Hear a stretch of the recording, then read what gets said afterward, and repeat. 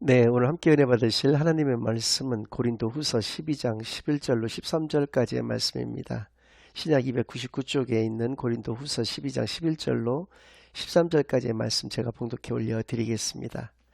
내가 어리석은 자가 되었으나 너희가 억지로 시킨 것이니 나는 너희에게 칭찬을 받아야 마땅하도다. 내가 아무것도 아니나 지극히 크다는 사도들보다 조금도 부족하지 아니하니라. 사도의 표가 된 것은 내가 너희 가운데에서 모든 참음과 표적과 기사와 능력을 행한 것이라. 내 자신이 너희에게 폐를 끼치지 아니한 일밖에 다른 교회보다 부족하게 한 것이 무엇이 있느냐. 너희는 나의 공평하지 못한 것을 용서하라. 아멘. 하나님 아버지 감사드립니다. 오늘도 거룩한 주일, 거룩한 교회, 거룩한 예배를 저에게 허락하여 주신 것을 진정으로 감사드립니다.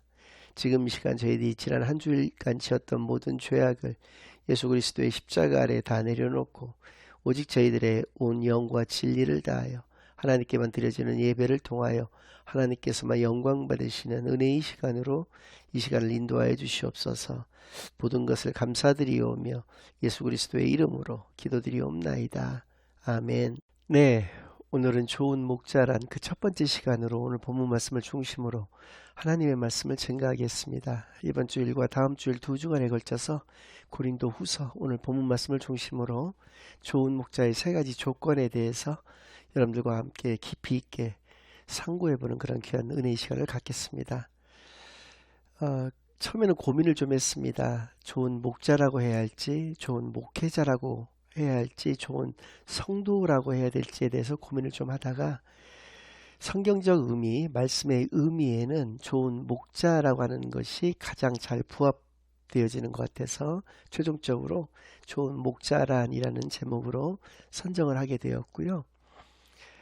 제가 고민을 했던 이유는 그렇습니다. 목자라고 하면 우리가 흔히들 목회자만을 생각하실 수가 있는데 그게 아니라 이번 귀한 설교의 그 시간들을 통해서 좋은 목자라는 것은 좋은 성도를 의미하는 것이다. 좋은 크리스찬 리더들을 다 통칭하는 그런 의미다라고 하는 것을 역시 깨닫게 되는 시간이 되기를 바랍니다.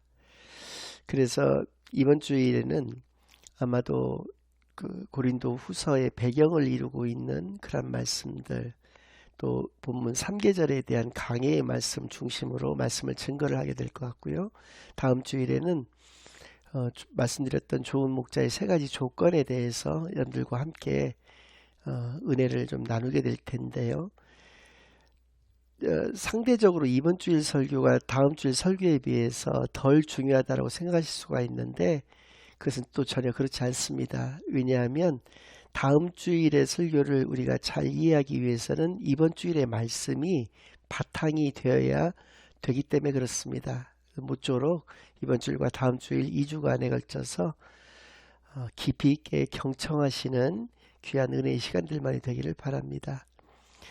제가 누차 말씀을 좀 드렸는데 정말 인생을 풍요롭게 잘 살 수 있는 비결은 내가 정말 롤모델로 생각하는 사람의 그런 삶의 모습, 어떤 말투라든지 어떤 뭐 행동이라든지 이런 것들을 우리가 모방을 하는 것이죠. 그래서 인생은 모방의 연속일 뿐더러 그것은 뭐 우리가 꼭 그렇게 좋아서 뿐만이 아니라 우리도 알지 못하는 사이에 그렇게 다른 사람들의 아주 어렸을 때는 부모님의 영향을 받게 되는 것이고요. 커서는 자신에게 큰 영향을 미쳤던 사람들에게 또 역시 영향을 이렇게 받게 되는 것이 우리의 인생의 어떤 한 모습인 것이죠. 그래서 좋은 모방을 통해서 보다 더 좋은 삶의 질이 이렇게 확보가 되는 그런 것들을 우리가 종종 발견할 수가 있습니다. 신앙생활도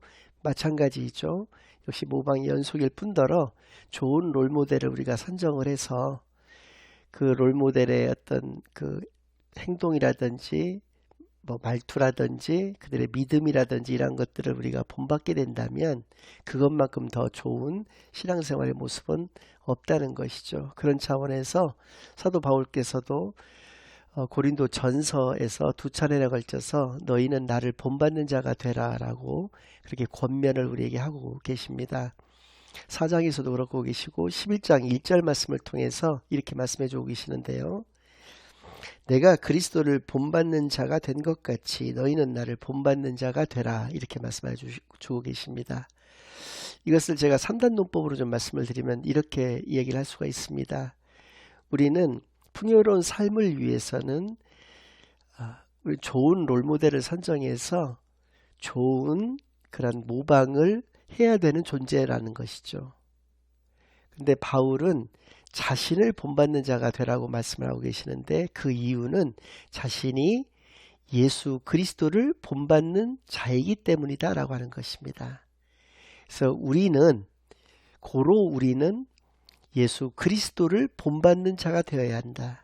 그것이 정말로 하나님께서 우리에게 원하시는 삶의 모습인 것이고 하나님께서 기뻐하시는 우리들인 것을 분명하게 깨닫게 되기만을 바랍니다. 그러니까 최종적인 것이라는 것이죠. 그러니까 우리가 신앙생활을 처음 시작을 하면서부터 예수 그리스도를 본받는다면 그것만큼 더 이상적인 것이 어디 있겠습니까? 그러나 그것은 너무나도 어려운 일이 될 수가 있기 때문에 만약에 예수 그리스도를 본받는다는 것이 만약에 고급 과정이라고 봤을 때는 중급 과정이라는 것도 있고 초급 과정이라는 것도 있을 것입니다. 초급 과정이 있어서 우리는 예컨대 구약의 믿음의 선진들 노아라든지 아브라함이라든지 다윗과 같은 그런 믿음의 선진들의 신앙의 모습을 본받을 필요가 있다는 것이죠. 그러니까 말씀을 우리가 잘 깊이 있게 알아야 되는 것입니다. 그리고 우리가 신학에 들어와서는 중급 과정인 것이죠. 사도 바울의 신앙을 본받아야 된다라고 하는 것이죠. 왜냐하면 사도 바울이라고 하는 것은 예수님을 직접 목격했던 그런 생활은 같이 하지를 못했지만 예수님으로부터 직접 은혜를 입었던 사람이기 때문에 그 사람이 그 다메섹 노상에서 예수를 그리스도로 영접한 이후에 그의 삶의 모습을 봤을 때 너무나도 예수 그리스도와 흡사한 모습이었다는 것입니다. 본인도 그것을 너무나 잘 알았기에 너희는 나를 본받는 자가 되라 라고 말씀하여 주신 것이죠. 그래서 우리가 예수 그리스도를 본받는 자가 되기 위해서는 구약에서의 믿음의 선진들, 특별히 신약에 이르러서 사도 바울의 그런 신앙의 모습을 본받는 자가 되어서 우리가 최종적으로 예수 그리스도를 본받는 자가 됨을 통해서 진정한 그리스도인으로서 참되게 거듭나는 저와 여러분이 되기만을 바랍니다. 고린도 후서의 내용을 보면 당시에는 너무나 많은 고린도 교회의 문제들이 있었습니다. 전서에서는 제가 분쟁에 관한 말씀을 여러분들에게 좀 드린 적이 있었는데 바울파니, 베드로파니, 아볼로파니, 그리스도파니 여러 분파로 이렇게 나뉘어져 가지고 치열하게 같이 밥도 먹지 않았을 뿐만 아니라 그들 간에 치열하게 싸우고 갈등이 일어나는 일들이 매번이었고 굉장히 이것이 비일비재했고 급기야는 세상의 법정으로까지 그 문제가 가는 경우들도 있었다라고 하는 것이죠. 뿐만 아니라 음행의 문제도 심각했습니다. 자기 아버지가 데리고 살던 여자, 그러니까 친어머니는 아니었던 것 같지만 의붓 어머니를 자신의 여자로 그 아버지의 아들인 사람이 자신의 여자로 또 이렇게 데리고 사는 그러한 경우들이 있었는데 그 고린도 교회에서 굉장히 영향력이 막강했었던 것 같습니다. 그러다 보니까 아무도 그를 치리하지를 못했었다는 것이죠. 아마도 듣기 싫은 소리조차도 안 했던지 않았나 이런 생각이 드는데 아무튼 이렇게 그냥 일반적인 음행의 뿐만 아니라 아주 도를 넘는 심각한 그런 음행의 모습, 요즘 말로는 막 선을 넘는다라고 이렇게 표현을 하지 않습니까? 선을 넘는 그런 음행의 모습들도 있었고 예배가 무질서해지는 것은 말할 것도 없거니와 부활을 부인하는 일까지도 생길 정도로 극심한 그런 어떤 타락의 모습들이 나타나게 되었다는 것이죠. 그리고 고린도 후서에 이르러서는 가장 문제가 되었던 것이 이러한 문제들을 플러스해서 거짓 교사들이 나타나기 시작했다는 것입니다. 그리고 그 거짓 교사들의 선동에 의해서 사도 바울의 그 사도성에 대해서까지 의심을 하게 되는 그러한 사람들이 늘어났다는 것이죠. 그야말로 사도 바울 입장에서는 굉장히 기가 막히고 참으로 너무나도 황당한 일이 아닐 수가 없는 것이 고린도 교회는 사도 바울께서 개척하신 교회입니다. 그럼에도 불구하고 그들이 그렇게 거짓 교사의 미혹에 넘어가서 사도 바울의 그 선교적인 그 사도성, 그러한 어떤 모든 것들을 부인하고 의심하고 하는 것들에 대해서 그러한 참담한 어떤 마음을 가질 수밖에 없었던 것이죠. 그렇게 해서 나왔던 것이 바로 이 고린도 후서라고 하는 것을 우리가 생각해 봤을 때 당시에 고린도 교회 성도들의 그러한 모습은 뭐라고 할까요? 말씀은 사도 바울에 의해서 증거가 되어졌기 때문에 정확했을런지는 몰라도 그들이 말씀과 실천의 어떤 괴리 그리고 예배와 삶의 분리가 너무나도 많았던 그런 모습 가운데에서 그들이 신앙생활을 해나갔다는 것을 우리가 분명히 깨달아 알 수가 있는 것입니다. 그래서 지난 시간들에서도 쭉 말씀을 드렸던 바와 같이 우리의 예배와 우리의 삶은 당연히 일치를 해야 되는 것이고요. 말씀과 실천이 반드시 일치를 해야 되는 그런 우리 크리스찬들의 삶이어야 되는 것을 이 고린도 교회 성도들의 이 모습들을 통해서 깨닫게 되기만을 바랍니다. 또 방금 전에 말씀드린 바와 같이 사도 바울과 고린도 교회는 어떤 관계를 가지고 있냐면 굉장히 깊은 애정 가운데 있으셨다라고 하는 것을 알 수가 있었던 것이 최소 4번이나 그 편지를 보내셨습니다. 최소 4번입니다. 왜냐하면 우리가 고린도 전서, 고린도 후서 그러니까 2번만 편지를 보낸 것처럼 생각하실 수가 있습니다. 그런데 고린도 전서를 보내기 전에 이미 한 차례 음행을 경고하는 내용에 대해서 서신을 보낸 적이 있었고요. 또 고린도 전서와 고린도 후서 사이에도 한 차례 또 고린도 교회에 편지를 보낸 것이 있었습니다. 근데 그것이 이제 후대에 이르러서 그것이 소실이 되었기 때문에 성경에는 고린도 전서와 후서밖에는 남지를 않았다라고 하는 것을 의미하는 것인데요. 그래서 어떻게 할 수 있냐면 고린도 전서 5장 제가 7절 말씀을 5장 9절 말씀을 제가 한번 읽어드리겠습니다. 내가 너에게 쓴 편지에 음행하는 자들을 사귀지 말라 하였거니와 내가 너에게 쓴 편지에 라고 하는 것은 고린도전서를 쓰기 이전에 보낸 편지가 있었다라고 하는 것을 의미하는 것이거든요. 이러한 말씀들을 통해서 우리가 알 수 있는 것은 최소 4번 이상의 편지를 보냈다는 것입니다. 그리고 2차 선교여행 이후로 3번이나 직접 고린도 교회를 방문을 하셨다는 것이죠. 그래서 이러한 많은 문제점들이 있었던 것을 알고 고린도 교회를 직접 본인이 개척을 하셨었기 때문에 이들에 대해서 깊은 애정을 가지고 있었고 또 이들이 가지고 있었던 그 문제에 대해서 굉장히 큰 고통과 안타까움 같은 것들을 가지고 있었던 것을 그리고 분명히 알 수가 있습니다. 디도를 통해서 고린도 교회에서 이렇게 소식이 왔을 때 그것이 얼마나 그것이 나쁜 소식이었을지라도 사도 바울에게 있어서는 굉장히 큰 위로가 되었다라고 하는 것을 곳곳에서 이렇게 말씀을 하고 있는 것을 우리가 보았을 때 굉장히 깊은 애정을 가지고 있었던 것이 고린도 교회였던 것을 우리가 분명히 알 수가 있는 것이죠. 그러나 그럼에도 불구하고 이러한 문제점들에 대해서 너무나도 깊게 아파하시고 그것에 대해서 자신의 어떤 신앙을 그들에게 증거하기를 간절히 원했던 그런 모습들이 곳곳에 남아있고 오늘 본문 말씀도 역시 그런 모습 가운데 한 가지인 것을 분명히 우리가 알 수가 있습니다. 제가 다시 한번 좀 한 절 한 절 읽어가면서 말씀을 좀 증거하겠습니다. 먼저 11절 말씀인데요. 내가 어리석은 자가 되었으나 너희가 억지로 시킨 것이니 나는 너희에게 칭찬을 받아야 마땅하도다. 내가 아무것도 아니나 지극히 크다는 사도들보다 조금도 부족하지 아니하니라. 제가 지난번에 그 해석과 적용에 대한 말씀을 드릴 때 해석을 할 때에는 우리가 반드시 그때 그곳에서라고 하는 원리를 적용해서 해석을 해야 된다라고 하는 말씀을 드렸었습니다. 그때 그곳에서의 원리를 우리가 모른다면 이 11절 말씀도 잘 해석하기가 어렵습니다. 이게 무슨 의미인가에 대해서 이해하기가 좀 어려운데, 내가 어리석은 자가 되었다라고 표현을 합니다. 사도 바울이 어리석은 자가 되었다는 것이죠. 왜 어리석은 자가 되었느냐? 그 이제 하반절에 쭉 나오는 말씀과 같이 내가 내 자신을 칭찬할 수밖에 없다는 것입니다. 근데 잠언에 보면 27장 말씀 같은 경우에 보면 칭찬하는 것만큼 어리석은 일은 없다는 것을 분명히 우리에게 증거를 해주고 계시는 것이거든요. 그러나 그럼에도 불구하고 내가 내 자신을 칭찬할 수밖에 없다는 것이죠. 그것은 너희가 억지로 나한테 시킨 것이다라는 것입니다.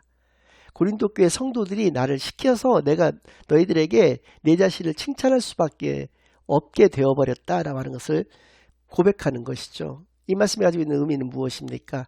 방금 전에 말씀드린 바와 같이 거짓 교사들에 의해서 음해를 당하고 그들의 미혹에 의해서 성도들까지도 자신들의 굉장히 은인인데도 복음 증거자인데도 불구하고 사도 바울의 어떤 선교성 또 사도성 이런 것들을 의심을 하기 때문에 내가 다른 사도들에 비해서 조금 더 부족함이 없다라고 하는 내 스펙에 대해서 이야기하지 않을 수가 없다라고 하는 것입니다. 그 스펙이란 무엇입니까? 그는 길리기아 다소라고 하는 교육의 중심지, 교육의 도시에서 그는 태어났습니다. 그리고 거기서 이스라엘의 최고 석학이라고 할 수 있는 최고 석학 중에 한 명인 가말리엘 선생이라고 하는 사람을 스승으로 두고 그 밑에서 사사를 받았던 사람이에요. 그리고 가장 성경에 정통하고 정확하다라고 하는 바리새파 출신입니다. 그러니까 그는 유대인 중에 유대인이었고 바리새파 중에서도 엘리트였기 때문에 그는 나중에 나는 죄인 중에 괴수였다라고까지 고백을 하게 되는 것이죠. 그리고 로마 시민들조차 가지기 힘들었던 로마 시민권도 그는 가지고 있었던 유대인이었다라고 하는 것입니다. 그러니까 스펙만을 가지고 놓고 이야기를 했을 때에는 그를 따라올 수 있는 사도들이 없습니다. 베드로 어부 출신입니다. 다들 뭐 세리 같은 경우는 뭐 조금 어느 정도 공부를 좀 한 사람이지만 나머지들은 거의 대부분 일자 무식한 사람들이 예수님의 사랑과 그 선택에 의해서 예수님의 직전 제자가 되었던 것이거든요. 그런 사람들에 비한다면 나는 그들에게 조금도 꿀리지 않는 스펙을 소유한, 요즘 말로 얘기한다면 스펙의 왕이라고 하는 것이죠. 그렇게 내 자신을 너희들이 자랑하게끔 나를 내몰고 있다라고 하는 것입니다. 나의 사도성을 의심하는 그러한 거짓 교사의 미혹 때문에 너희들이 거기에 넘어가서 나를 의심하기 때문에 내가 이런 얘기를 하지 않을 수가 없다라고 하는 것입니다. 그래서 억지로 시킨 것이다 이렇게 표현을 한 것이죠. 다시 한번 읽어드리겠습니다. 내가 어리석은 자가 되었으나 너희가 억지로 시킨 것이니 나는 너희에게 칭찬을 받아야 마땅하도다. 내가 아무것도 아니나 지극히 크다는 사도들보다 조금 더 부족하지 아니하니라. 사도의 표가 된 것은, 그러나 내가 사도가 된 것은 이런 뜻입니다. 내가 사도라고 하는 증거는 거짓 교사들의 말로서 사도이고 사도가 아니고라고 하는, 그러니까 사도의 전통성을 가지냐 아니냐를 따질 수 있는 것이 아니라 그것은 이러한 또 어떤 추천서라든지 이런 스펙이라든지 이러한 것이 사도의 표가 된 것이, 표식이 된 것이 아니라는 것입니다. 그것 때문에 내가 그렇게 된 것이 아니라 내가 너희 가운데서 모든 참음과 표적과 기사와 능력을 행한 것이다. 그리스도의 능력을 너희에게 행했고 그리스도께서 나에게 주신 그 권능의 힘으로 내가 표적과 기사를 행한 것, 그리고 내가 이런 선교를 하면서 나 이런 스펙에도 불구하고 내가 너희들을 위해서 정말 오래 참음을 가지고 있었던 이것을 통칭했을 때 믿음을 의미하는 것인데, 나의 이 믿음이 내가 사도인 것을 증거하고 있다라고 하는 것이죠. 그래서 이 이상의 증거가 뭐가 더 필요하냐는 것입니다. 내가 가지고 있는 스펙을 너희에게 자랑하지 않았던 것은, 이것은 아무것도 아니기 때문에 나는 자랑하지 않았지만 너희들이 나를 그렇게 내몰고 있다라고 하는 것이죠. 억지로 시켰다는 것은 그것을 의미하는 것이기 때문에 그런 것입니다. 13절 말씀, 내 자신이 너에게 폐를 끼치지 아니한 일밖에 다른 교회보다 부족하게 한 것이 무엇이 있느냐? 너희는 나의 이 공평하지 못한 것을 용서하라. 폐를 끼치지 아니하였다라고 하는 것은 무엇을 의미하냐면 고린도 교회 성도들에게 헌금을 강요하거나 선교 후원을 하라고 은근슬쩍이라도 이야기한 적이 없다라고 하는 것입니다. 오히려 선교 자금이 필요하거나 자신의 생활비가 필요했을 경우에는 브루스길라와 아굴라 부부와 함께 천막을 제작을 해서 그것을 판매하는 일을 통해서 그 비용을 감당을 했다는 것입니다. 오히려 그렇게 너희들에게 그 부담을 지우지 않은 것은 내가 다른 교회들에게 행했던 것과 비교를 한다면 공평하지 못했다라고 하는 것이죠. 그러니까 오히려 그런 부담을 안겨주는 것이 너희의 믿음이 성장하게 되는 계기가 될 수도 있었을 것이지만, 그러나 나는 너희들에게 그렇게 부담을 안기기가 싫어서 일부러 안 했다라고 하는 것입니다. 나는 그냥 내가 자비량 선교를 했다라고 하는 것을 이야기하는 것이죠. 근데 그것을 마치 너희들은 내가 능력이 부족하기 때문에, 내가 선교사로서의 자질이 부족하기 때문에 너희들이 그것을 마치 요구하지 못한 사람인 양 취급하는 것에 대해서 질책하고 계시는 그런 말씀인 것입니다. 그래서 내가 너희에게 오히려 폐를 끼치지 아니한 것이 너희에게 잘못이었으면 잘못이었지, 너희에게 말씀 증거를 못했다든지 내가 너희에게 선교적 열정을 가지고 있지 않았다든지 하는 것은 결코 아니었다. 오히려 너희들을 더 많이 사랑했고 더 많은 관심과 더 많은 애정을 너희들에게 가지고 있다라고 하는 것을 고백하고 있는 그런 말씀인 것을 분명히 깨달아서, 정말로 우리는 어떤 신앙생활을 해나가야 될 것인가, 말씀드린 것과 같이 예배와 우리의 삶이 일치가 되어야 될 것이고, 우리가 깨달아진 그 말씀과 우리가 가지는 그러한 삶의 모습들이 일치가 되어야 되는 그런 온전한 크리스찬으로서 이 땅에서 살아가야 할 것을, 또 분명하게 다음 주일에도 말씀을 드리겠습니다마는 이렇게 좋은 목자와 싹군 목자를 우리가 구분할 수 있는 안목을 가져야 되는 그런 존재들인 것을 분명히 깨달아서 하나님께서 우리에게 주시는 그 지혜만을 가지고 온전한 하나님의 자녀로서 살아가시는 데 부족함이 없는 저와 여러분이 되시기만을 예수 그리스도의 이름으로 간절히 축원합니다. 아멘. 이제는 우리 주 예수 그리스도의 은혜와 아버지 하나님의 극진하신 사랑과 성령 하나님의 내주 인도 역사 교통하심이 고린도 교회 성도들의 그 잘못된 신앙의 모습을 통해서 온전히 우리의 예배와 삶이 일치가 되어야 되겠다라고, 우리가 깨달아진 그런 귀한 말씀과 우리의 삶의 모습이 일치가 되어야 되겠다는 것을 분명히 고백하고 결심하고 작정하고 돌아가는 모든 사랑하는 주의 자녀들과 그 가정 위에, 그들의 생업 위에 이제로부터 영원까지 항상 함께 있을지어다. 아멘.